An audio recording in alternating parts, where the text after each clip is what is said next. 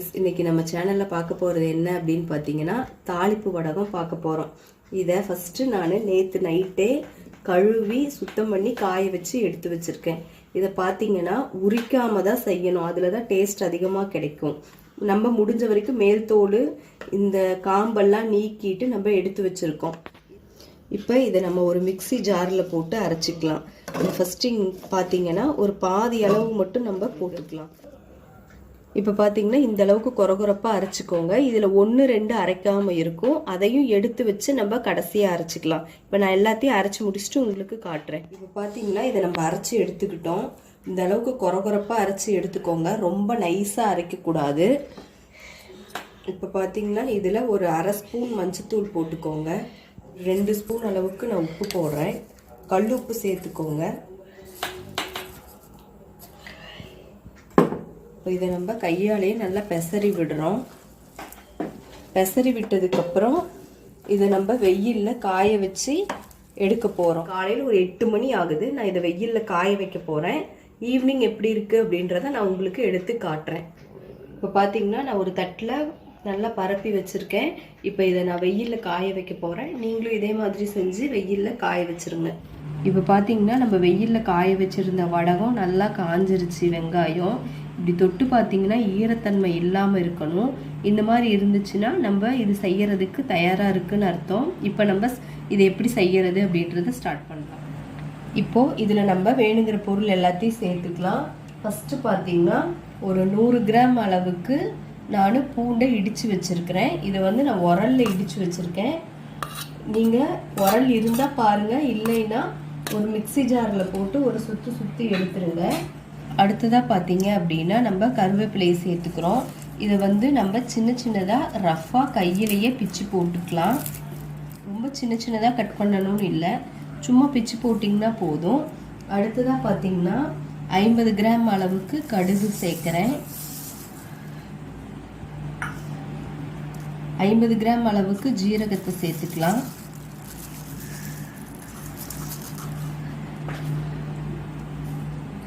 ஒரு 2 ஸ்பூன் அளவுக்கு சோம்பு சேர்த்துக்கலாம்.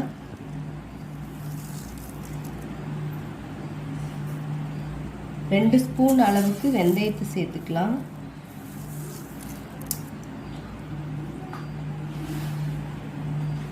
ஒரு 50 கிராம் அளவுக்கு உடைச்ச உளுந்து சேர்த்துக்கலாம்.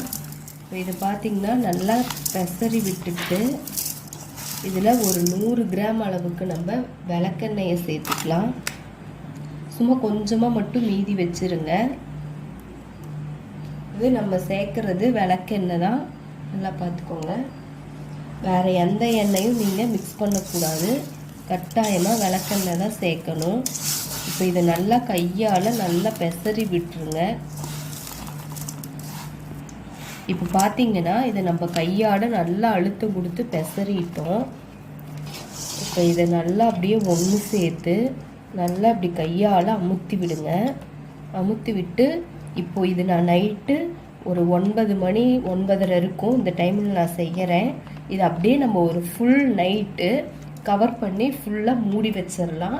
இதை நம்ம நாளைக்கு காலையில் எடுத்து எப்படி இருக்குது அப்படின்னு பார்க்கலாம்.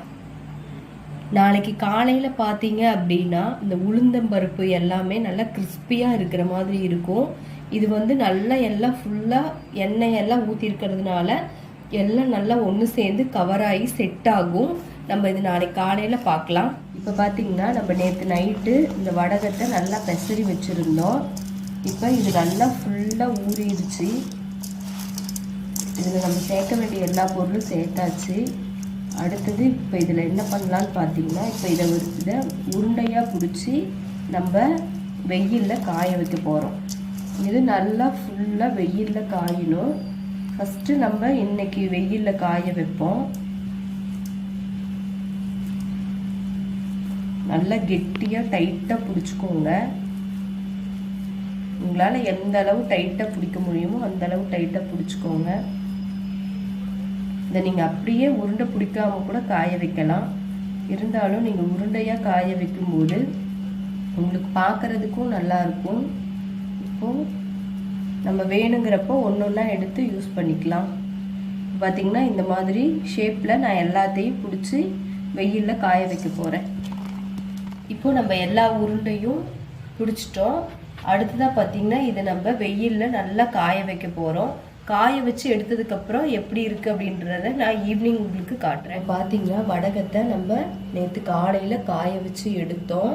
அது பார்த்தீங்கன்னா இந்த அளவுக்கு தான் காஞ்சிருக்கு. உள்ளே பார்த்தீங்கன்னா இன்னும் ஈரத்தன்மை அப்படியே இருக்குது. ஸோ இதை நம்ம மறுபடியும் நல்லா டைட்டாக பிடிச்சிக்குவோம். இப்போ பார்த்தீங்கன்னா நான் டைட்டாக இன்னும் நல்லா பிடிச்சி வச்சுட்டேன். இப்போ இதை நம்ம திரும்பவும் இன்னும் ஒரு 4 to 5 நாளைக்கு வெயிலில் காய வச்சு எடுத்து ஒரு கண்ணாடி பாட்டில்லையோ இல்லை ஒரு பீங்கான் பாக்ஸ்லையோ ஏதோ ஒரு பாத்திரத்தில் போட்டு நம்ம ஸ்டோர் பண்ணி வச்சுக்கலாம். இது 1 வருஷம் வரைக்கும் உங்களுக்கு கெடாமல் அப்படியே நல்லா இருக்கும். ஆனால் நீங்கள் நல்லா வெயிலில் காய வச்சு எடுக்கணும். இப்போ இதை நம்ம எல்லா குழம்புக்குமே யூஸ் பண்ணிக்கலாம். புளிக்குழம்போ, காரக்குழம்பு, பருப்பு சாம்பார், இந்த மாதிரி எல்லாத்துக்கும் யூஸ் பண்ணிங்கன்னா ரொம்ப டேஸ்ட்டாக இருக்கும். கண்டிப்பாக இதை நீங்கள் உங்கள் வீட்டில் ட்ரை பண்ணி பாருங்கள். ட்ரை பண்ணி பார்த்துட்டு எப்படி இருக்குது அப்படின்னு சொல்லிட்டு எனக்கு கமெண்ட் பண்ணுங்கள். Okay, thank you. இப்போ இந்த வடகத்தை போட்டு நம்ம எப்படி குழம்பு தாளிக்கிறது அப்படின்றத பார்க்கலாம். இது பார்த்தீங்கன்னா இந்த வடகம் ஒரு 6 மாதத்துக்கு முன்னாடி நான் செஞ்சு வச்சுருந்தேன். இப்போ இந்த வடகத்தை போட்டு நம்ம தாளிக்கலாம். இப்போ ஒரு தாளிப்பு கரண்டியில் எண்ணெய் ஊற்றி எண்ணெய் காயட்டும். எண்ணெய் காஞ்சதுக்கப்புறம் நம்ம இந்த வடகத்தை போடலாம்.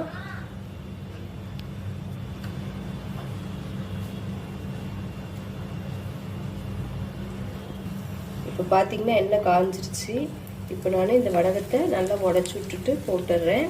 இது அப்படியே ஒரு 2 செகண்ட் இல்லை 3 செகண்ட் இருக்கட்டும். இருந்ததுக்கப்புறம் இது அப்படியே நல்லா கொஞ்சம் பொரிஞ்சிருச்சு. அதுக்கப்புறம் பார்த்திங்கன்னா நான் பருப்பு சாம்பார் வச்சுருக்கேன். இந்த பருப்பு சாம்பாரில் நம்ம தாளிச்சு கொட்டிடலாம்.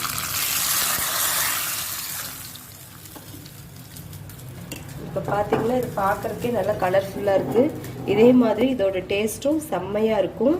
கண்டிப்பாக ட்ரை பண்ணி பாருங்கள்.